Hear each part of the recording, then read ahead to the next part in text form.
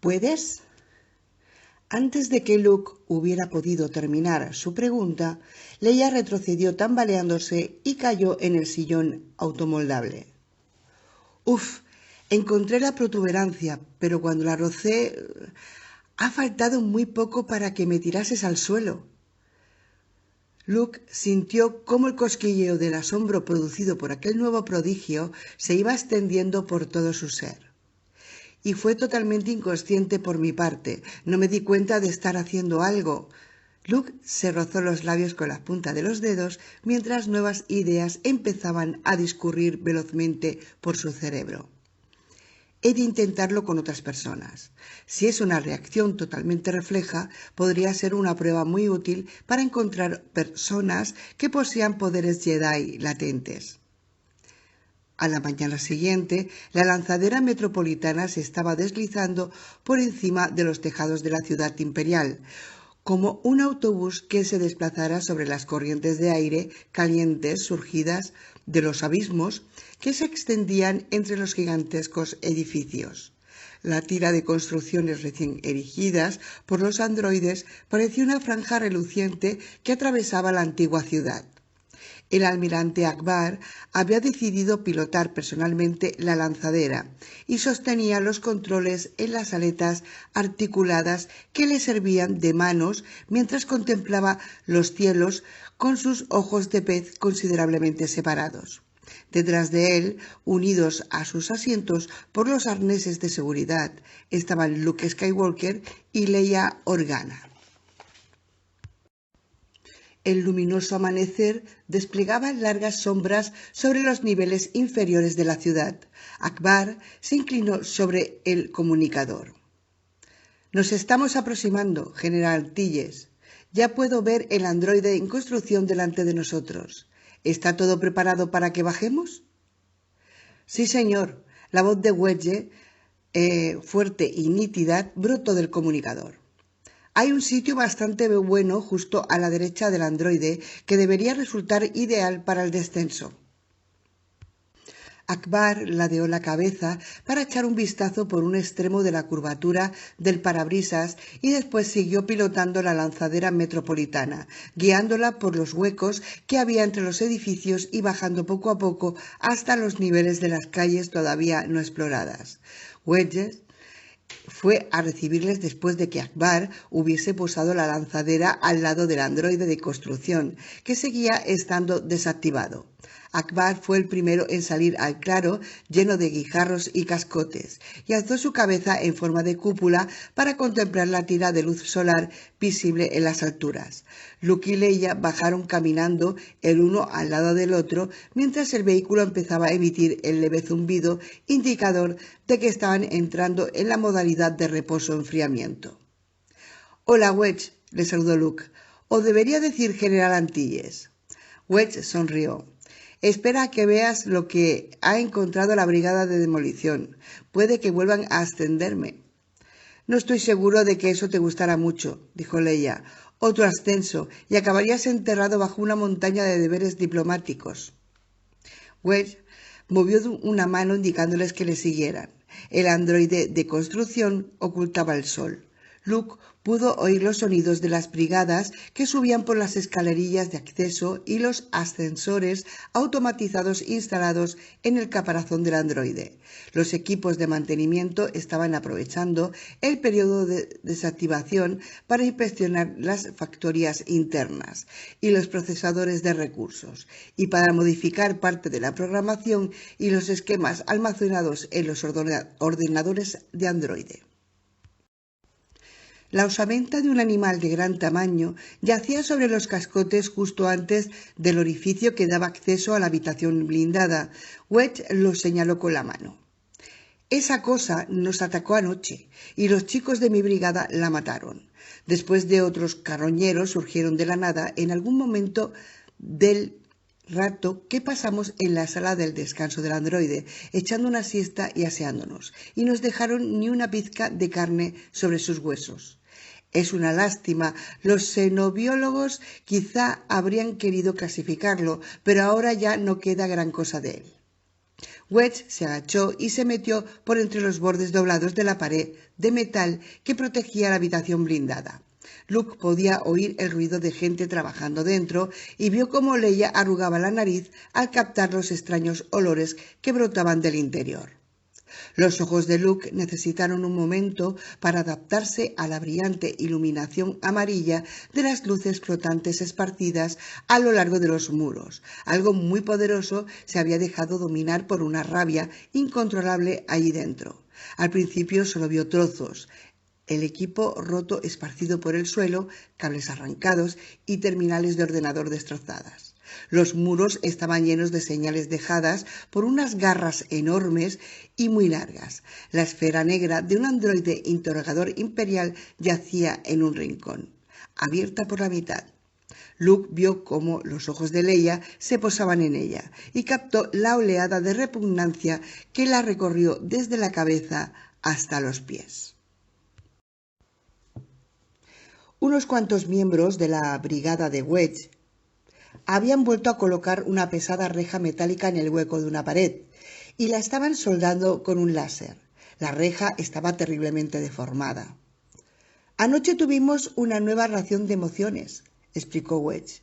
Los soldadores apartaron la mirada de su trabajo durante un momento, saludaron a Wedge y volvieron a encorvarse sobre sus haces de energía. La pareja de esa especie de rata gigante vino por los túneles, descubrió que habíamos matado a su compañera y destrozó todo lo que pudo. Wedge frunció el ceño. Hizo pedazos casi todo el equipo antiguo que había en la cámara, pero quizá aún consigamos salvar una pequeña parte. El emperador se había tomado muy en serio todo lo referente a la seguridad. Parece que este lugar era una especie de centro de interrogatorios. «Sí, desde luego», dijo Akbar, avanzando por entre los escombros y restos de equipo. Tableros de circuitos destrozados crujieron bajo sus grandes pies. «No queremos que nada de lo que hay aquí caiga en malas manos, ¿verdad?» Luke se fijó en un enredo de cables y lectores para láminas de cristal que había en el suelo. Su frente se llenó de arrugas a causa de la concentración mientras se acercaba para echarles un vistazo. «¿Eso es lo que creo que es?», murmuró. «¿Qué has dicho, Luke?», preguntó Leia, que le había seguido. Luke no respondió y se inclinó sobre el equipo, apartándole cables y alambres e intentando poner algo de orden en toda aquella confusión de piezas. Parece que aquí había 3 unidades independientes. Probablemente todas están destruidas, pero Luke estaba sintiendo una creciente excitación. ¿Quizá conseguirían volver a juntar las piezas y componentes? «¿Qué es eso?», preguntó Leia. Luke tiró de un cable hasta sacarlo del enredo y descubrió un lector de láminas de cristal intacto al final. Parecía una pala de remo de color plateado, de aspecto vidrioso, y era más largo que su mano. He encontrado algunas referencias a estos lectores durante mis investigaciones sobre los antiguos caballeros Jedi. Los equipos de cazadores del emperador los utilizaban para dar con los Jedi que se habían escondido durante una gran purga. Encontró una segunda pala cristalina intacta y después escogió la unidad de control que parecía haber sufrido menos daños. Luke apartó parte del polvo con su mano cyborg y después conectó los cables a cada lado de la unidad, mientras sostenía una pala en cada mano. Movió el interruptor de energía de la unidad de control y tuvo la satisfacción de ver una rápida sucesión de parpadeos luminosos indicadores de que la unidad estaba llevando a cabo los diagnósticos de la fase de inicialización. Los equipos del emperador utilizaban estos aparatos como si fueran una especie de detectores de la fuerza, para que sus secuaces pudieran leer las auras de las personas que sospechaban poseían talentos Jedi. Según los archivos, eran muy temidos por los caballeros Jedi que habían logrado sobrevivir a la purga. Pero ahora quizá podamos utilizarlos como ayuda en la restauración de la Orden Jedi. Luke sonrió y durante un momento tuvo la sensación de que volvía a ser el joven granjero inocente y deseoso de grandes aventuras que había sido cuando vivía en Tatooine. «No te muevas, Leia, voy a utilizarlo contigo». Leia retrocedió, visiblemente alarmada. «Pero, ¿qué hace exactamente?» Tanto Wedge como Akbar se habían acercado para ver qué estaba haciendo. «Confía en mí», dijo Luke. Sostuvo las palas cristalinas en los brazos extendidos, una a cada lado de Leia. Después movió el interruptor de búsqueda y una delgada franja de luz color cobre surgió de la nada y fue bajando por el cuerpo de Leia desde la cabeza hasta los pies. Un eco más pequeño de la línea detectora color cobre apareció suspendido en el aire por encima de la unidad de control y repitió el movimiento a la inversa, asimilando los datos y construyendo un diminuto holograma de Leia. Su aspecto general era muy distinto al del pequeño holograma de Leia que R2 había proyectado para Ben Kenobi. En vez de una imagen completa y de apariencia real, solo había una silueta formada por trazos muy delgados con líneas identificadas mediante códigos de colores unidas a las lecturas que proyectaban una columna de cifras en el aire. Alrededor de la silueta había una parpadeante aureola azulada, no muy intensa pero claramente visible. ¿Puedes sacar algo en claro de eso, Luke?, preguntó el almirante Akbar, acercándose para echar un vistazo. Hagamos una comparación con otro sujeto. Luke dirigió las palas hacia Wedge, quien se encogió un poco mientras la línea detectora color cobre subía y bajaba por su uniforme. Cuando el holograma en forma de silueta de trazos apareció junto a Leia, casi todos los detalles codificados mediante colores eran similares, pero su imagen carecía de aureola azulada. «Ahora probemos con usted, almirante». Luke dirigió las palas cristalinas hacia el non-calameriano e hizo unos ajustes en la unidad de control para que ésta tuviera en cuenta las diferencias de su fisiología alienígena. Cuando la unidad hubo terminado el examen y mostró su imagen, ésta también carecía de aureola azulada. ¿Te importaría utilizarlo conmigo, Leia? Así podremos estar totalmente seguros de que funciona». Leia aceptó el equipo de mala gana, como si la inquietara utilizar un artefacto que había sido empleado por quienes habían concebido y diseñado al androide interrogador, pero fue capaz de manejar el detector con rapidez y sin ningún problema, manteniendo una placa cristalina a cada lado de Luke. Su imagen estaba rodeada por la aureola azulada. «Es un aparato muy valioso», dijo Luke. «No se necesita ninguna capacidad particular en el empleo de la fuerza para utilizarlo. Podemos encontrar a esas personas que tengan potencial Jedi con solo someterlas a este examen. Nos será de gran ayuda a la hora de encontrar candidatos para mi academia. De ser así, puede que este aparato por fin sirva para algo bueno después de tantos años». «Excelente, Luke», dijo Akbar. Luke frunció los labios. «Quiero probar algo», Wedge dijo. «¿Te importaría relajarte durante un minuto y permitir que establezca un contacto mental contigo?» «¿Eh?», murmuró Wedge, pero enseguida vio que todos los miembros de su brigada le estaban mirando. «Lo que tú digas, Luke». Luke actuó sin desperdiciar ni un segundo. Extendió las manos hacia las sienes de Wedge y deslizó una sonda mental sobre la superficie de su mente hasta llegar a las profundidades de la zona primitiva y la sorprendente protuberancia en el contorno de sus pensamientos. Pero cuando la tocó con su sonda no ocurrió nada. Wedge probablemente ni siquiera sabía que estaba siendo sometido a un sondeo. Luke aumentó la presión mental, pero no provocó ninguna acción contraria refleja y no logró desencadenar el empujón incontrolado e involuntario que Leia le había administrado. «¿A qué ha venido todo esto?», preguntó Wedge. «¿Has hecho algo?». Luke sonrió. «Acabo de reforzar una teoría que se me ha ocurrido. Ahora estamos mucho más cerca de conseguir el resurgimiento de los caballeros Jedi que antes». 4. Bueno, por lo menos el impacto no ha hecho estallar la nave. Eso fue lo primero que pensó Han Solo al recobrar el conocimiento entre nubes de dolor y parpadeo, y escuchó el siseo de la atmósfera que se escapaba por las brechas abiertas en el casco del halcón milenario. No sabía muy bien cómo lo había hecho, pero se las habían arreglado para sobrevivir a un aterrizaje forzoso. Han se preguntó en qué planeta estaban. Kessel. Sus ojos se desorbitaron al ver manchas rojas sobre los paneles de control. Su sangre. Su pierna parecía estar ardiendo y sintió un sabor a estaño en la boca. Tosió y nuevas manchas de sangre aparecieron sobre los paneles. Han no había conseguido ponerse el arnés de seguridad antes de que se estrellaran contra la superficie de Kessel.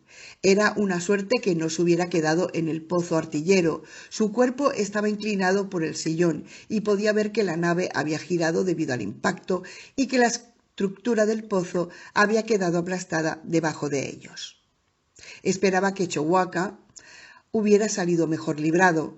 Han volvió la cabeza y sintió corto y se le hubiera frotado la columna vertebral con trocitos de cristal. El Wookiee estaba inmóvil en el sillón del copiloto, con el pelaje apelmazado por la sangre incolora que brotaba de heridas que quedaban ocultas por su espesa capa de vello. —Chewie —logró graznar—, di algo, ¿quieres? Han oyó la detonación ahogada de una pequeña carga explosiva en la escotilla principal, y un instante después alguien logró hacer un puente en los circuitos de la rampa desde el exterior y la activó.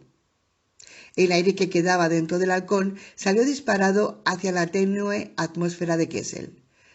—Estupendo —farfulló Han. El terrible dolor de sus costillas ya había estado haciendo que le costara mucho respirar. Oyó pasos que subían por la rampa. Han quería desenfundar su desintegrador o por lo menos derribar a unos cuantos enemigos en una pelea a puñetazos, pero apenas sí podía levantar la mirada. Esperó una columna de armaduras blancas de soldados de las tropas de asalto avanzando ordenadamente. Sería el final perfecto para un día como aquel. Pero los intrusos llevaban armaduras improvisadas con piezas de distintas procedencias. Algunas habían sido modificadas después de sacarlas de los uniformes de los guardias de la prisión, y otros eran antiguas placas del equipo de las tropas de asalto. Todo aquello no tenía ningún sentido para Han, pero a esas alturas su mente ya estaba llena de cosas que no tendrían que haber ocurrido. ¿Un caza TIE y un caza X luchando codo a codo? ¿Contra él? Los miembros del grupo del abordaje llevaban máscaras de oxígeno ajustadas a la cara que les permitían respirar la tenue atmósfera de Kessel. Sus voces quedaron ahogadas por los respiradores cuando empezaron a gritarse órdenes los unos a los otros. Un hombre cuyas piernas, brazos y cuello posiblemente largos le daban el aspecto de un espantapájaros entró en la cabina de pilotaje del halcón. Han sintió agitarse en su interior la sombra del reconocimiento, pero no logró unir un nombre a aquella apariencia. El hombre llevaba brazales de una presión imperial, pero de su cadera colgaba un desintegrador modificado de doble cañón que era francamente ilegal en la gran mayoría de planetas. El espantapájaros volvió sus ojos, muy separados y tan duros y relucientes como dos bolitas de pedernal, hacia Han. Han Solo —dijo. El respirador cubría la mitad inferior de su rostro, pero aún así Han pudo darse cuenta de que estaba sonriendo de oreja a oreja. «Vas a desear no haber sobrevivido al descenso hasta la superficie de Kessel». El nombre del espantapájaros volvió a la mente de Han, traído por un destello de memoria. Skynex. Sí, era él. Pero Skynex había estado confinado en la institución penitenciaria imperial, después de haber escapado por los pelos a una sentencia de muerte. Las preguntas acababan de empezar a formarse en la boca de Han cuando Skynex descargó un puño acorazado sobre su cabeza, enviándole de vuelta a la inconsciencia. Kessel. Especia. Los pensamientos se confundieron unos con otros, convirtiéndose en pesadillas, mientras Han luchaba por recuperar el conocimiento. Han siempre había enorgullecido de poder proclamar que el halcón había hecho el trayecto hasta Kessel en un tiempo récord, pero rara vez contaba toda la historia. En realidad, cuando fue descubierto por los navíos aduaneros del Imperio Han, había estado huyendo de Kessel, con todo su cargamento de especia escondido en los compartimentos secretos que había debajo de la cubierta. Como siempre, Han había obtenido el cargamento de Morud Dol, el hombre con muchos rasgos de rana que se dedicaba a sustraer especia de las cuotas de producción imperiales para distribuirla en el mercado negro. Dol tenía un cargo en el gigantesco complejo de la prisión imperial, de la que procedían casi todos los trabajadores de las minas de especia. El imperio mantenía un control muy estricto sobre la distribución de la especia, pero Dol se las había arreglado para establecer un pequeño mercado particular. Han Solo y Chewbacca habían hecho contrabando de especia para él, burlando a las patrullas imperiales y llegando los cargamentos hasta los canales de distribución controlados por gángsters como Jabba el Hutt. Pero Morud Dol tenía la costumbre de exprimir al máximo a sus colaboradores hasta que llegaba el momento en que decía que podía obtener mayores beneficios o entregándolos a las autoridades. Han nunca había podido demostrarlo, pero sospechaba que Doyle había informado a las naves de servicio de aduanas de que el halcón había salido de Kessel y que les había proporcionado las coordenadas exactas del punto que Han había elegido para entrar en el hiperespacio. Han se había visto obligado a lanzar al vacío todo su cargamento de especia Bilgestrim, que valía una fortuna, antes de que los aduaneros imperiales subieran a su nave. Después intentó volver allí para recuperar el cargamento que flotaba en el espacio, pero los imperiales habían perseguido al halcón. Durante la persecución, su situación había llegado a ser tan desesperada que Han no había tenido más remedio que acercarse a la influencia gravitatoria del inmenso cúmulo de agujeros negros, bastante más de lo que las cartas de navegación afirmaban que podían llegar a hacerse. Una nave del servicio de aduanas se habían perdido en el torbellino de gases calientes que se precipitaban en una singularidad carente de fondo, pero el halcón había sobrevivido, saltando al hiperespacio y huyendo sin sufrir ningún daño. Pero al huir, Han solo había conseguido escapar de una situación apurada para meterse en otra todavía peor.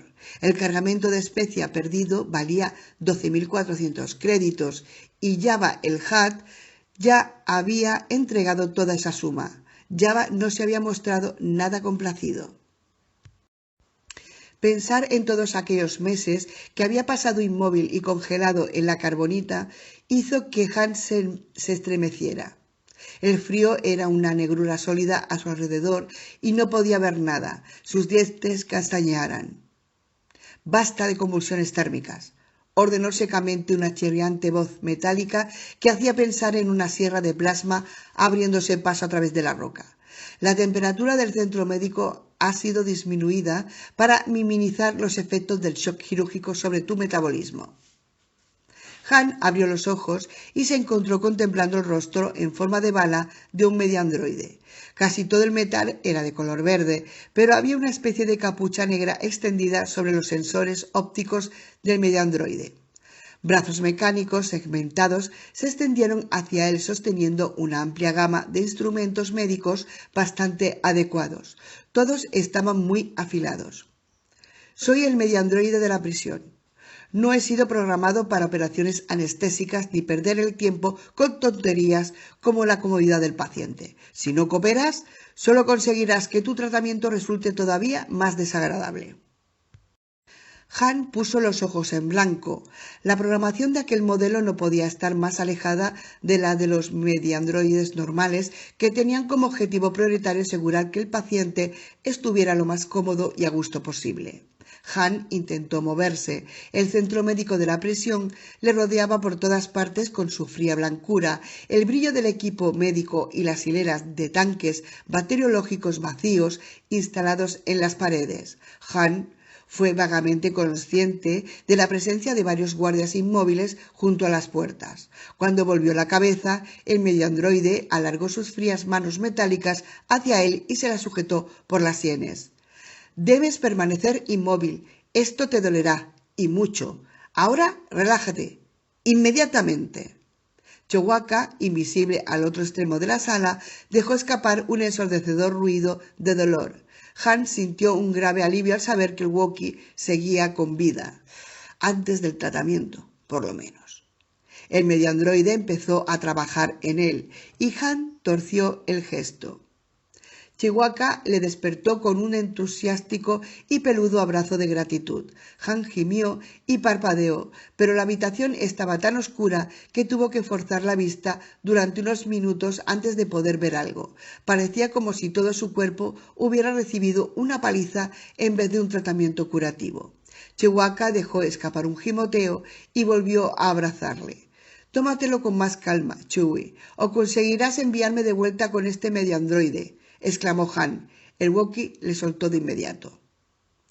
Han hizo un examen mental de su estado. Se irguió, reflexionó los brazos y se puso en pie. 2 costillas, no, 3.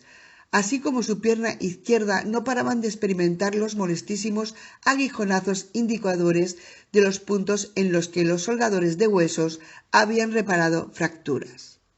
Han seguía estando bastante débil, pero las soluciones nutritivas y de sustitución probablemente le habían hecho recuperar un nivel mínimo de salud. Chewbacca también tenía aspecto de haberlo pasado bastante mal. Le habían afeitado el vello en varias partes del cuerpo y Han pudo ver abultadas cicatrices allí donde los mediandroides habían llevado a cabo un rápido trabajo de remiendo sin ninguna delicadeza. Después del tratamiento, los dos habían sido arrojados a aquel lugar oscuro y húmedo. Han acabó tragando honda bocanada del aire de la cámara. ¿Qué se ha muerto aquí dentro? Al instante después comprendió que su pregunta era algo más que un comentario jocoso. Chewbacca respondió señalando la enorme silueta que ocupaba 1/3 del espacio de la celda. Han volvió a parpadear para asegurarse de que sus ojos se habían adaptado a la penumbra. La criatura era tan gigantesca como horrible. Aquel ser era en parte crustáceo y en parte arácnido, y a juzgar por las hileras de dientes afilados como cuchillos, totalmente carnívoro. Sus manos garras eran tan grandes como un ser humano, y el blindaje corporal segmentado estaba cubierto de bultos que parecían costras. Lo único bueno que se podía decir de él era que estaba muerto. Los despojos apestaban. La primera vez que estuvo cerca de un rancor, Han sufría la ceguera resultado de la enfermedad de la hibernación después de haber sido descongelado en el palacio de Jabba. Jabba alimentaba al monstruo que estaba prisionero debajo de su sala del trono con sus enemigos, o con quien se le pusiera por delante. Han habría visto muchos rancors más en el planeta Dathomir, cuando estaba cortejando a la princesa Leia. Una de las bestias había muerto en la institución penitenciaria imperial. El rancor había llegado hasta el final del proceso de putrefacción y después se había ido momificando poco a poco. Por lo que Han sabía de ella, la prisión era un cruce entre zoológico y penitenciaría, lo cual era debido a que las distintas formas de vida tenían distintos grados de inteligencia. El único factor en común era la tendencia a la violencia que todas compartían. Para las dimensiones que solían tener las celdas, la suya era gigantesca. Era lo bastante grande para haber contenido el rancor y haberle proporcionado el espacio suficiente para moverse de un lado a otro. Huesos enmohecidos de aspecto frágil y quebradizo pacían esparcidos sobre el suelo, como si el rancor que se moría de hambre hubiera hecho un intento desesperado para encontrar más alimento. Retazos verdes y azules de una sustancia viscosa rezumada de las paredes e iban deslizándose lentamente por ellas.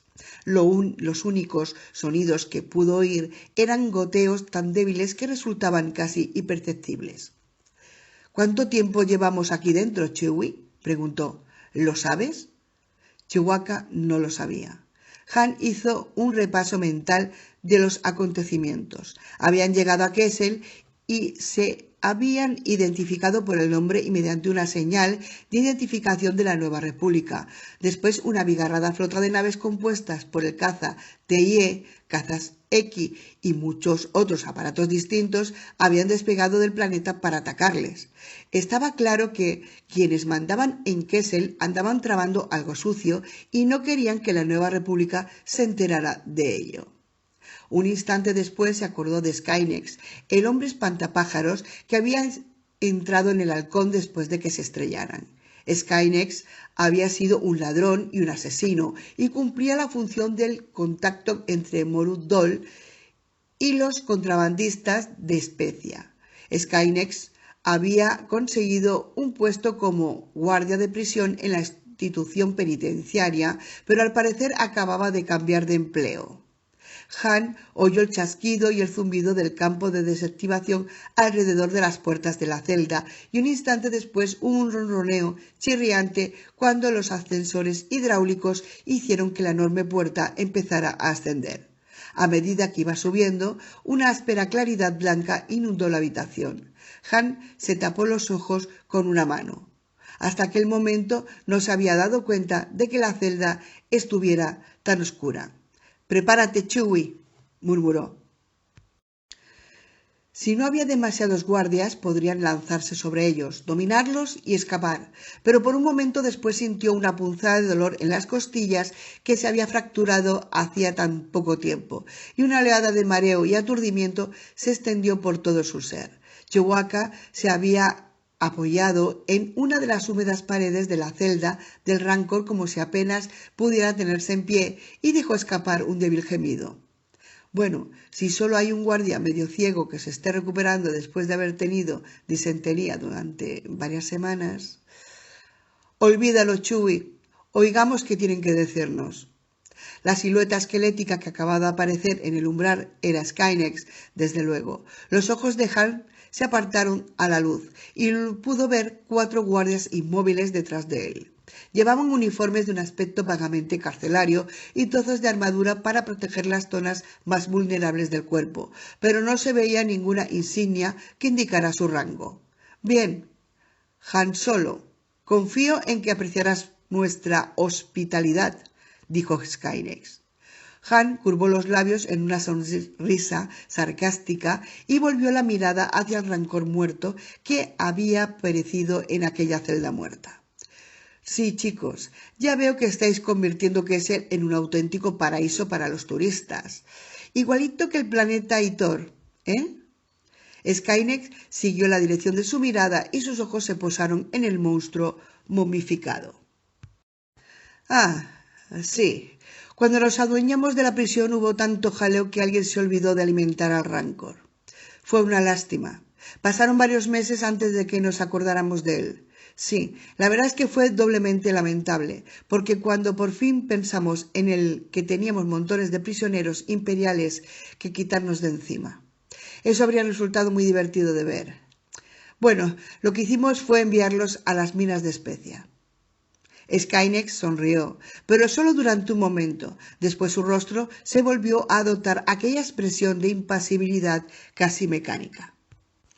«Espero que los mediandroides os hayan ayudado a recuperaros de las heridas que sufristeis al estrellaros. Tenéis que estarlo bastante bien para soportar el interrogatorio. Querernos averiguar por qué habéis venido a Kessel a espiarnos». Han pensó por una vez podía decir la verdad y mostrarse totalmente franco acerca de su misión. «Cuando quieras empezar, estaré preparado, Skynex». Aún así, temía que la verdad no fuera suficiente en aquel caso. El hombre flaco y desgarbado que tenían delante se permitió otra fugaz sonrisa. «Así que me recuerdas, ¿eh, Solo? Bien, Morut Doyle quiere hablar contigo inmediatamente». Han enarcó las cejas. Eso quería decir que Doyle seguía vivo y que continuaba controlando sus negocios. Pero Han no tenía ni idea de cómo encajaban las distintas piezas del rompecabezas. «Me encantaría hablar con el viejo Morut», respondió. «Ha pasado mucho tiempo. Era un buen amigo mío. Sus palabras hicieron que Skynet soltara una risita burlona que se interrumpió de repente. Los guardias que permanecían inmóviles detrás de él le imitaron. Sí, dijo Skynet, creo que he oído mencionar tu nombre en varias ocasiones.